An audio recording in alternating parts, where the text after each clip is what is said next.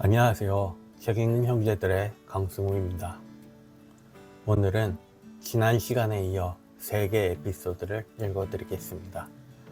사실 너무 생각해볼 글이 많아서 심혈을 기울여 고르다가 업로드 시간이 많이 늦었습니다.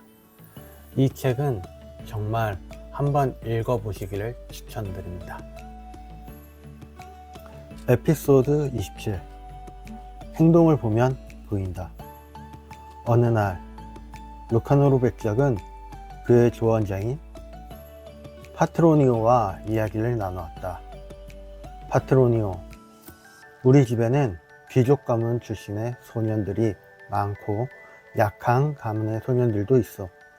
그런데 그들의 거동을 지켜보자면 나중에 어떤 사람이 될지 걱정이 된다오. 자네의 뛰어난 지혜를 믿으니 어떤 소년이 나중에 가장 훌륭한 사람이 될지 미리 알 수 있는 방법을 알려주게. 파트로니오가 대답했다. 백장님께서 묻는 것은 확실히 대답하기 어려운 질문입니다.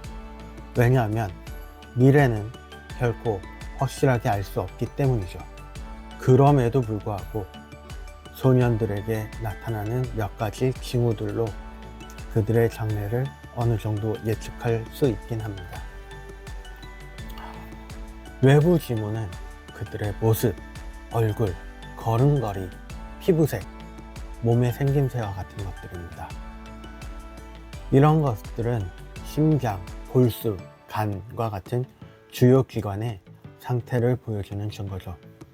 하지만 이런 징후들이 모든 일을 차지하는 경우는 드뭅니다. 어떤 징후들은 한 방향을 가리키고 다른 징후들은 반대 방향을 가리키기 때문입니다. 따라서 완벽한 확신을 가질 수는 없지만 어떤 외적 징후를 보고 그 사람의 가능성을 일부 짐작해 볼 수 있을 뿐입니다. 더 뚜렷한 징후는 얼굴, 특히 눈에서 나타납니다. 이들은 거의 틀리지 않죠. 이것은 외모가 잘생기거나 못생겼다는 것을 뜻하는 것이 아닙니다. 왜냐하면 어떤 사람들이 매력적이거나 잘생겼지만 신사다운 태도를 보이지 않기 때문이죠. 반면 못생긴 사람들 가운데 훌륭한 자질을 갖춘 사람이 있습니다.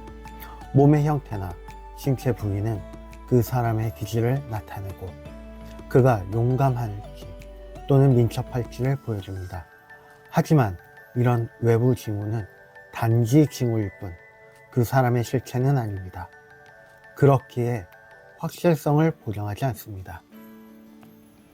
그러나 신뢰할 수 있는 것은 소년의 내면적 징후들입니다. 내부의 품성이 어떤 식으로 드러나는가를 잘 살펴보십시오. 이를 설명하기 위해 옛날 한 무어 왕이 후계자를 결정하기 위해 세 아들을 시험한 이야기를 들려드리겠습니다. 옛날 한 무어 왕에게 3명의 아들이 있었습니다. 왕은 어느 아들이 왕위를 이어받을지 결정할 권한이 있었고 나이가 많아지자 나라의 지도자들은 후계자를 말해달라고 요청했습니다.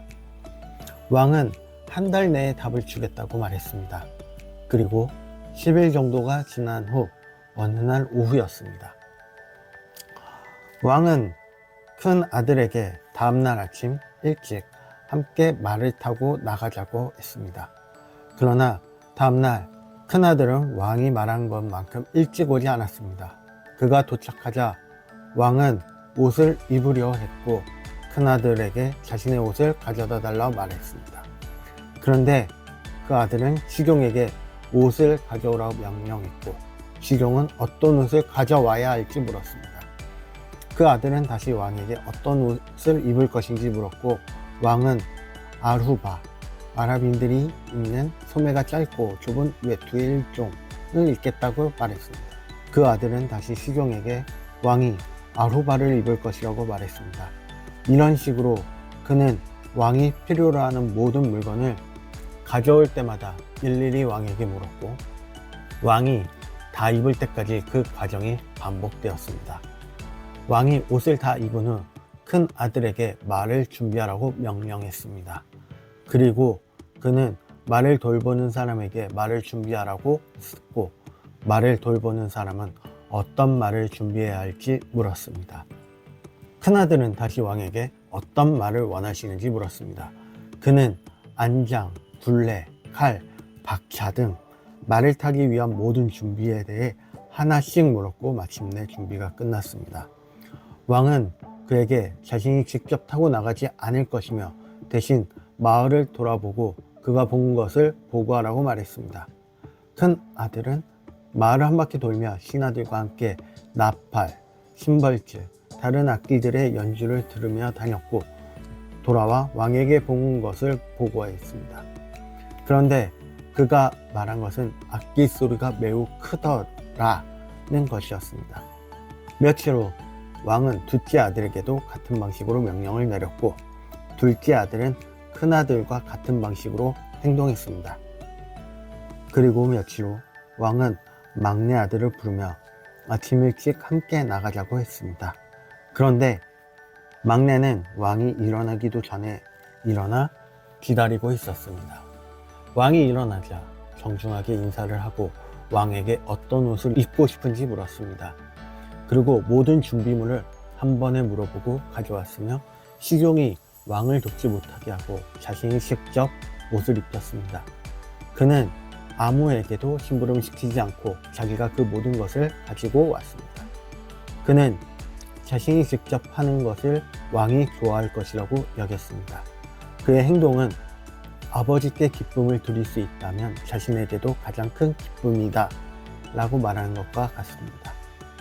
자신이 할 수 있다면 무엇이든 아버지를 위해 해드린 것이 그에게는 당연하고 합당한 일이었던 것입니다. 왕이 옷을 다 입자 막내는 말을 준비시키고 왕이 원하는 말과 필요한 모든 것을 준비했습니다. 그리고 왕이 그에게 마을을 둘러보고 보고하라고 했습니다. 막내는 마을 외부와 내부와 모든 것을 살피고 병사들과 무기, 방어시설까지 점검했습니다. 그는 모든 것을 면밀히 관찰한 후 늦은 저녁에 왕에게 돌아와 보고했습니다. 왕이 본 것에 대해 묻자 막내는 이렇게 대답했습니다. 폐하께서 노여워하시지 않는다면 제가 생각한 것을 말씀드리지 않겠습니다. 왕이 그 내용을 듣기 원하자 막내는 이렇게 말했습니다. 폐하께서는 매우 훌륭한 왕이십니다. 하지만 조금만 더 노력하신다면 전 세계가 폐하의 것이 될 수 있을 것입니다. 왕은 막내 왕자의 질책에 마음이 흡족했습니다. 그렇게 왕위를 계승할 아들로 막내를 지목했습니다. 세 아들 중 누구라도 왕이 될 수 있었지만 세 형제의 행동이 천지 차이임을 확인한 왕은 오직 막내 아들만이 왕국을 물려받기에 합당하다고 후계자로 공표한 것입니다. 백장님도 어떤 소년이 가장 훌륭한 사람이 될지를 알고 싶다면 이와 같은 방법으로 그들의 행동을 관찰하고 판단해 보십시오. 루카노르 백작은 파트로니오의 조언을 가슴에 새겨들었다. 돈 후안도 다음과 같은 구절을 남겼다. 누가 진정 훌륭한 사람인지는 그 어떤 말이 아닌 오직 행동으로 보고 알게 되리라. 에피소드 38 악마에게 영혼을 판 남자. 루카노르 백작은 그의 조언자 파트로니오와 이야기했다. 파트로니오, 어떤 사람이 자신이 점술 뿐 아니라 미래를 알 수 있는 여러 기술도 알고 있다고 하오. 그를 통해 내 재산을 크게 늘릴 수 있다고 하는데 혹시 잘못되지 않을까 싶어 불안한 마음이 드는 게 사실이오. 그 사람이 실수를 할 수도 있을 테니 당신을 깊이 신뢰하니 내가 이런 경우 어떻게 해야 할지 조언해 주길 바라오. 파트로니오는 루카노르 백작에게 이 문제에 대해 최선의 선택을 할 수 있도록 어떤 남자가 악마와 겪은 일을 들려주었다. 어떤 부유했던 남자가 가진 돈을 모두 잃고 빈곤하게 살고 있었습니다. 과거엔 부유했다가 가난해진 사람보다 더 비참한 사람은 없습니다. 이 사람도 예전에 부유했다가 지금 궁핍해서 괴롭고 슬픈 나날을 보내며 방황했습니다. 어느 날 그는 우울한 생각과 슬픔에 젖어 숲을 홀로 걷다가 악마를 만났습니다. 악마는 모든 일을 알고 있기에 그 남자의 슬픔을 알아차리고 왜 그렇게 슬퍼하는지 물었습니다. 남자는 말해봐야 소용없다고 대답했습니다. 세상에 그 누구도 자신에게 도움이 되는 조언을 해줄 수 없다고 생각했기 때문입니다. 하지만 악마는 그가 자신의 명령을 따르기만 하면 불행과 가난에서 벗어나게 해주겠다고 말했습니다. 그는 악마에게 그의 상황과 슬픔의 이유를 말해 주었습니다. 악마는 그에게 자신의 명령을 따르기만 하면 가난에서 벗어나게 해줄 것이며 그의 가문 중 가장 부유한 사람이 될 수 있게 해주겠다고 약속했습니다. 그제야 자기가 악마이며 그런 힘을 가지고 있다고 알려졌습니다. 남자는 큰 슬픔에 빠져 있었기 때문에 지푸라기라도 잡는 심정으로 악마에게 의지하기 시작했습니다. 자신에게 부유해질 방법을 가르쳐 준다면 무엇이든 하겠다고 답했습니다. 악마가 인간을 속이는 시기는 그들의 어려움에 처해 있거나 가난하거나 두려워하거나 악한 일을 하고자 하는 욕망을 느낄 때입니다. 바로 그때 악마에게 속아 넘어가게 됩니다. 그리고 이 남자도 마침내 어려운 시기에 악마의 꾀임에 넘어갔습니다. 그리하여 그들은 계약을 맺고 그 남자는 악마의 종이 되었습니다. 모든 조건이 설정된 후 악마는 남자에게 이제부터 훔치라고 명령했습니다. 아무리 철저히 잠겨있는 문이라도 악마가 즉시 열어주겠다고 했습니다. 그리고 만약 남자가 어려움에 빠지거나 체포되었을 때 도와줘요 돈 마르틴 이라고 외치면 즉시 와서 구해주겠다고 약속했습니다. 이 계약을 맺고 나서 그들은 서로 헤어졌습니다. 악을 계획하는 자는 항상 빛을 피하기 마련입니다. 그도 역시 어두운 밤에 행동했습니다. 남자가 어느 상인의 집에 도착하자 악마가 문을 열어주었고 금고도 열어주었습니다. 그는 많은 돈을 가져갔습니다. 또 다른 날 그는 또 한 번 큰 도둑질을 했고 그 후에 몇 번이나 더 훔치어서 매우 부유해졌습니다. 이제 그는 과거에 겪은 가난을 기억하지 못할 정도였습니다. 그러나 이 비참한 자는 자신이 불행에서 벗어난 것에 감사하지 않고 더 많은 도둑질을 시작했습니다. 그러다 너무 자주 도둑질을 해서 결국 잡히고 말았죠. 이제 그는 돈 마르틴 나를 구해다오 라고 외쳤고 악마는 즉시 나타나 그를 감옥에서 구해주었습니다. 남자는 악마 돈 마르틴이가 아주 신뢰할 만하다는 것을 깨닫고 다시 도둑질을 하기 시작했고 많은 범죄를 저질렀습니다. 그는 이전보다 훨씬 더 부유해졌습니다. 그렇게 도둑 생활을 이어가던 중 다시 사람들에게 붙잡혔습니다. 도둑은 이번에도 다시 돈 마르틴을 불렀습니다. 그러나 이번에는 돈 마르틴이 그가 원하는 만큼 빨리 나타나지 않았습니다. 이제 그가 저지른 범죄에 대해 법정에서 재판이 시작되었습니다.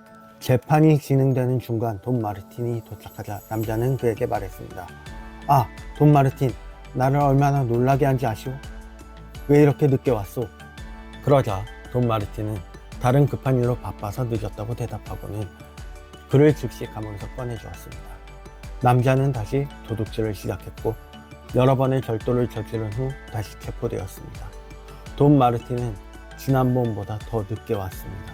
재판이 끝나고 죄의 형량이 정해져서 선고가 내려진 후에야 돈 마르틴을 구해주었고 남자는 다시 도둑질을 계속했습니다. 돈 마르틴이 항상 자신을 도와줄 것이라고 생각했기 때문이었습니다. 그러다 다시 체포되었을 때 돈 마르틴을 불렀으나 이번에는 나타나지 않았습니다. 심지어 사형 선고가 내려질 때까지도 오지 않았습니다. 하지만 사형 선고를 받은 후 그를 감옥에서 풀어주었습니다. 남자는 다시 도둑질을 했고 다시 체포되었습니다. 돈 마르틴을 불렀지만 이번에는 사형 집행일까지도 돈 마르틴은 오지 않았습니다. 교수대 밑에서 돈 마르틴이 그에게 나타났습니다. 남자는 말했습니다. 아, 돈 마르틴, 이번엔 정말 장난이 아니었어. 진짜 죽을 뻔했어. 돈 마르틴은 그에게 500마라베디가 들어있는 돈보따리를 가져다 주며 이 돈을 재판관에게 주라고 말하고 사라졌습니다. 이제 재판관이 형을 집행하라고 지시했습니다. 그런데 갑자기 목을 올가맬 줄이 보이지 않는 것이었습니다. 사람들은 줄을 찾기 시작했고 남자는 그 틈을 이용해 재판관에게 돈 보따리를 건네주었습니다. 재판관은 보따리를 슬쩍 건네받고서는 주위를 둘러보며 다음과 같이 말했습니다. 여러 번 중에서 교수형을 집행하는데 줄이 없어지는 것을 지금껏 한 번이라도 본 사람이 있습니까? 이것은 틀림없이 신의 뜻일 것입니다. 신이 저 사람의 죽음을 원치 않아 우리로 하여금 줄을 찾지 못하게 하는 것입니다. 이 사람은 틀림없이 무죄일 것이니 집행을 내일로 연기하고 그동안 사건을 좀 더 엄밀히 조사해 봅시다. 그리고 나서 사형을 집행해도 늦지 않을 겁니다. 재판관은 그를 감옥에서 빼내기 위해 그렇게 말했던 겁니다. 보따리 속에 많은 돈이 들어있다고 생각했기 때문이죠. 그러나 재판관이 보따리를 열었을 때 그 안에는 돈이 아닌 밧줄이 들어있었습니다. 화가 난 재판관은 지금 즉시 교수형을 집행하라고 고함쳤습니다. 그가 어리둥절해하며 교수대로 끌려왔을 때 돈 마르틴이 그에게 다가와 이 말을 하고 어디론가 사라졌습니다. 이전에는 같이 일할 친구가 없었지만 지금은 자네 말고도 아주 많다네. 백장님께서 정말로 육체와 영혼의 선을 위해 삶을 계획하고자 하신다면 정직하고 성실하게 일해야 합니다. 하지만 점쟁이나 어리석은 자들을 믿지 마십시오. 재산을 늘리고 싶거든 자신의 땀과 노력을 통해서만 이루어진다는 것을 명심하시고 그렇게 실천하시기 바랍니다. 백작은 이 충고가 좋은 충고라 생각했고 이를 따랐으며 그로 인해 좋은 일이 생겼다. 돈 후아는 자신의 책에 이와 같은 구절을 썼다. 거저 얻는 것을 좋아하고 거저 갖게 된 것을 기뻐하며 갚을 줄 모르는 자, 그 모든 축복에 감사하며 베풀지 못하는 자, 미신과 우연의 자신을 의탁하는 자는 비참한 삶을 맞이한다. 에피소드 47. 간을 꺼내 씻어야 했던 남자. 어느 날 루카노르 백작은 그의 조언자 파트로니오와 대화를 나누며 이렇게 말했다. 파트로니오, 신께서 여러모로 나에게 은혜를 베풀어 주셨지만 지금은 돈이 부족한 상황이오. 어쩔 수 없이 내 재산 중 하나를 팔아야 할 것 같소. 이 결정을 내리는 것이 너무나 마음이 아프지만 다른 선택을 해도 마찬가지로 힘들 것이오. 지금 나에게 닥친 어려움을 해결하려면 결국 그렇게 해야 할 것 같소. 내가 이렇게 힘든 결정을 내리려는 와중에도 많은 사람들이 와서 나에게 큰 돈을 달라고 부탁하고 있어. 당신의 지혜로 내가 어떻게 해야 할지 조언해 주시오. 파트로니오는 대답했다. 지금 백장님께 일어나고 있는 일이 마치 아주 아픈 남자에게 일어나는 일과 비슷하다고 생각합니다. 그 남자가 너무 심하게 병이 들어서 의원에 갔습니다. 그러자 의사는 그의 간을 꺼내어 특정 약재로 씻지 않으면 치료할 방법이 없다고 했습니다. 그 남자는 고통을 겪고 있었고 의사는 간을 손에 들고 치료를 하고 있었죠. 그때 갑자기 옆에 있던 사람이 아픈 사람에게 그 간을 내 고양이에게 줄 수 있냐고 부탁했습니다. 과연 아픈 남자는 자기 간을 그 사람에게 주었을까요? 만약 백장님께서 이렇게 자신을 희생하면서까지 돈을 줘야 한다고 생각하신다면 그렇게 하셔도 좋습니다. 하지만 백장님께서 그동안 어려움을 겪어가며 모은 피와 같은 돈을 별로 필요로 하지도 않는 사람들에게 주시는 것만은 피하시길 바랍니다. 그건 아픈 남자가 자기 간을 다른 사람에게 주는 것과 마찬가지로 어리석은 행동이기 때문입니다. 절대 그렇게 하지 않으시는 게 좋겠다고 전하고 싶습니다. 루카노르 백작은 파트로니오의 말에 크게 만족했고 그의 충고를 따르자 이익을 얻었다. 돈 후아는 다음과 같은 구절을 남겼다. 남에게 주어서는 안 될 것을 쉽게 줘버리면 결국 당신에게 큰 피해로 돌아올 것이다. 어떠한 생각이 드시나요? 제가 왜 어른들의 이소무화라고 생각하게 되었는지 이해가 가시나요? 다음 시간에는 또 다른 책을 전해드리겠습니다. 구독과 좋아요는 초보 유튜버인 저에게 매우 큰 힘이 됩니다. 시청해주신 여러분들께 감사드리고 지금까지 책 읽는 형제들이었습니다.